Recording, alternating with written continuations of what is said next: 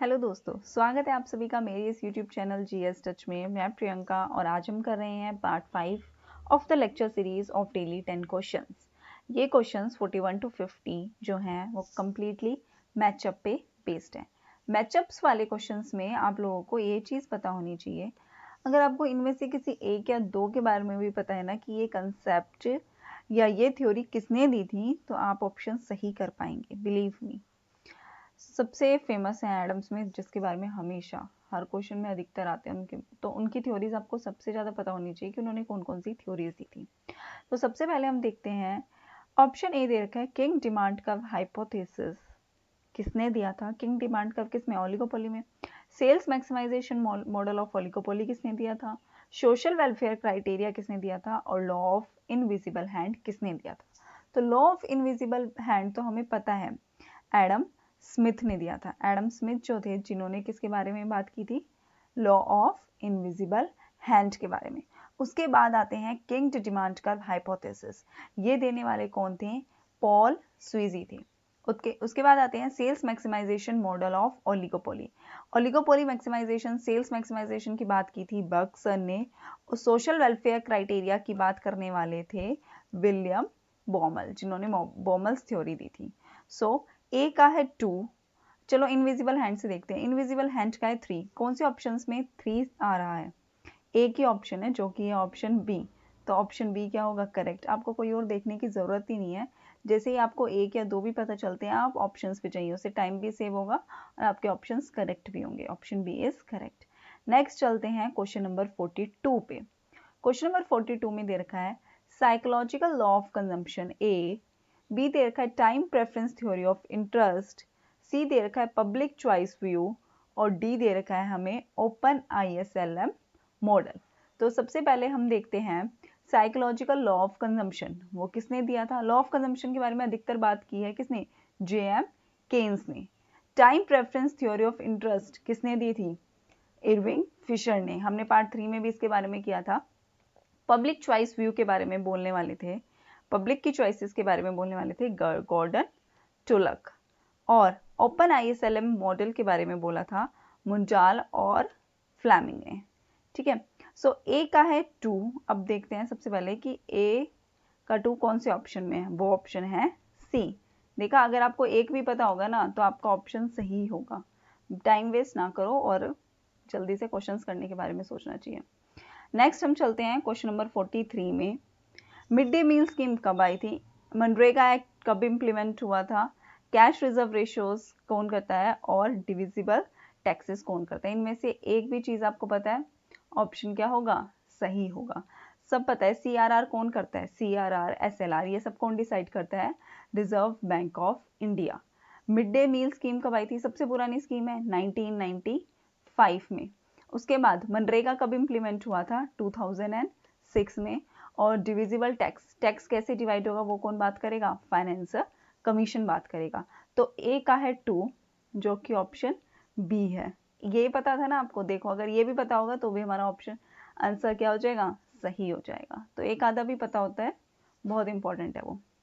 Next अब हम चलते हैं क्वेश्चन नंबर 44 में, जिसमें दे रखा है मॉनेटरी पॉलिसी ए, बी है ट्रेड पॉलिसी और सी है क्रेडिट पॉलिसी एंड डी है फिस्कल पॉलिसी। तो सबसे पहले हमें पता होना चाहिए कि मॉनेटरी पॉलिसीज क्या बताती हैं। कौन बताता है उसको? Bank rate. वो क्या डिसाइड करती हैं कि बैंक रेट कितना होगा, SLR कितना होगा, CRR कितना होगा। ट्रेड, ट्रेड में क्या होता है? इंपोर्ट और एक्सपोर्ट। तो ट्रेड पॉलिसी डिस्क्राइब करती है कि इंपोर्ट और एक्सपोर्ट को। क्रेडिट पॉलिसी में क्या होता है? क्रेडिट दे रहे हैं, उधार दे रहे हैं, तो वो बैंक्स के क्या डिसाइड करते हैं? मार्जिन डिसाइड करते हैं कि उनको कितना कैश अपने पास रखना है। और फिस्कल पॉलिसी में हम किसकी बात करते हैं? टैक्स की। गवर्नमेंट क्या कर रही है? टैक्सन कर रही है, तो उसको किस तरीके से लगाएगी और किस तरीके से अपना खर्चा करेगी, एक्सपेंडिचर करेगी। तो ए का है बैंक रेट, ए का 4th ऑप्शन, जो ए और बी दोनों में है।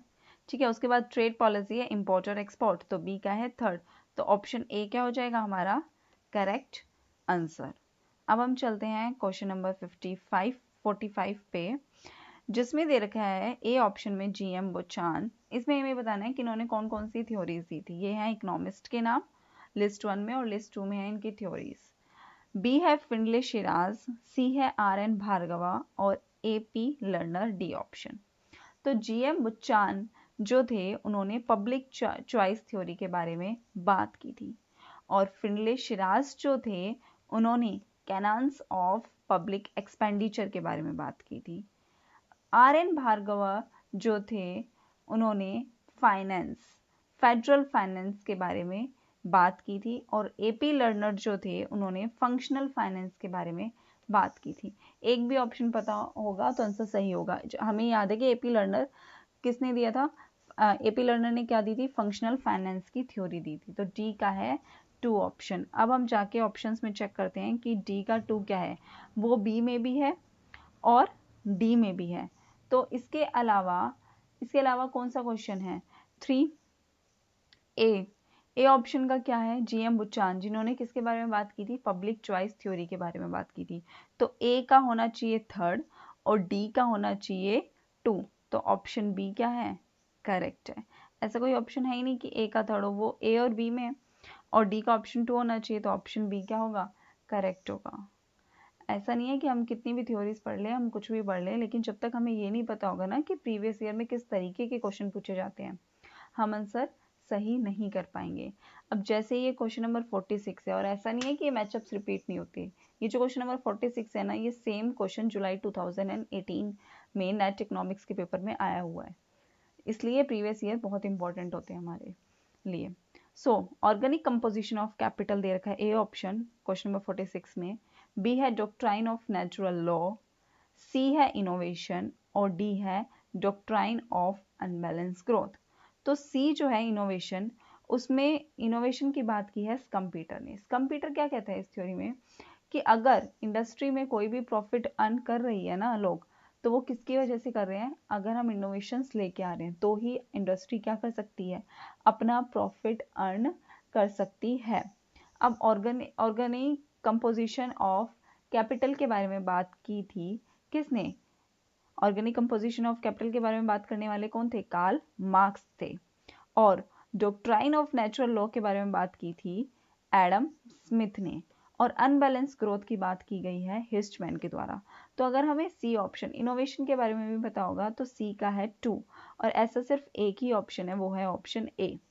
इनोवेशन में उन्होंने क्या कहा था कि इनोवेशंस अगर हो रही हैं तो ही हमारी इंडस्ट्री में क्या हो रहा है, प्रॉफिट हो रहा है। तो अब चलते हैं हम क्वेश्चन नंबर 47 में, जिसमें लिस्ट 1 में हमें पॉलिसीज और थ्योरीज दे रखी हैं, और लिस्ट 2 में हमें इकोनॉमिस्ट के नाम दे रखे हैं। तो देखते हैं, ए में हमें दे रखा है low income equilibrium trap, B दे रखा है पॉवर्टी मेजरमेंट, सी दे रखा है लेजियस फ्री, और डी दे रखा है इंडस्ट्रियल रिजर्व आर्मी। एक एक करके देखते हैं कि इनको किन इकोनॉमिस्ट ने दिया था। सबसे पहले देखते हैं लो इक्विलिब्रियम ट्रैप। लो इक्विलिब्रियम ट्रैप को देने वाले कौन थे, नेल्सन जो थे उन्होंने लो इक्विलिब्रियम ट्रैप के बारे में बात की थी। उसके बाद है पॉवर्टी मेजरमेंट। पॉवर्टी मेजरमेंट को दिया था सुरेश तेंदुलकर ने।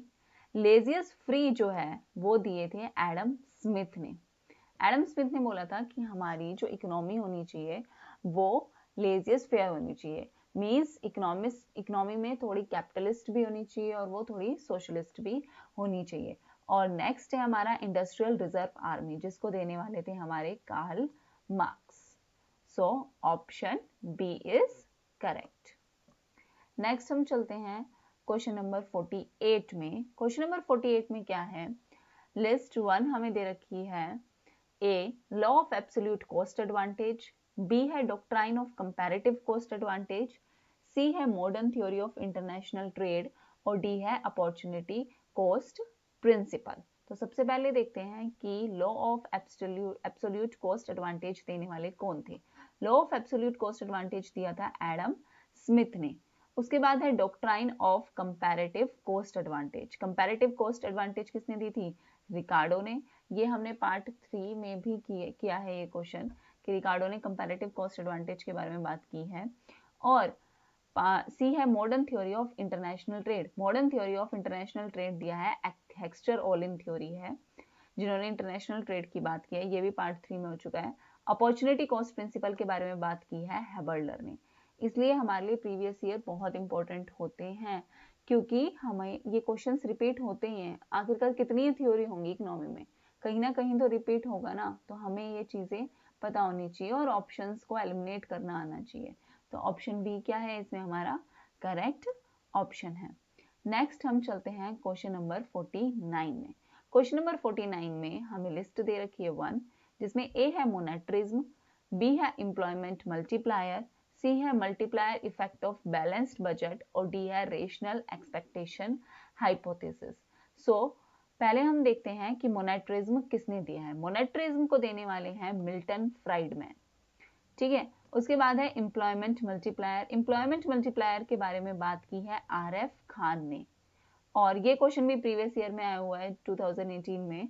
Multiplier effect of balanced budget दिया है टी हेवलमो में, और रेशनल एक्सपेक्टेशन हाइपोथेसिस देने वाले हैं हमारे जॉन मुद। तो मोनेट्रिज्म किसने दी है, मिल्टन फ्राइडमैन में। ऑप्शन ए का है फोर्थ, और वो सिर्फ बी में ही है, तो ऑप्शन बी क्या हो गया हमारा करेक्ट। नेक्स्ट चलते हैं हम क्वेश्चन नंबर 50, जो है लास्ट क्वेश्चन। लिस्ट 1, ये स्टैट का क्वेश्चन है।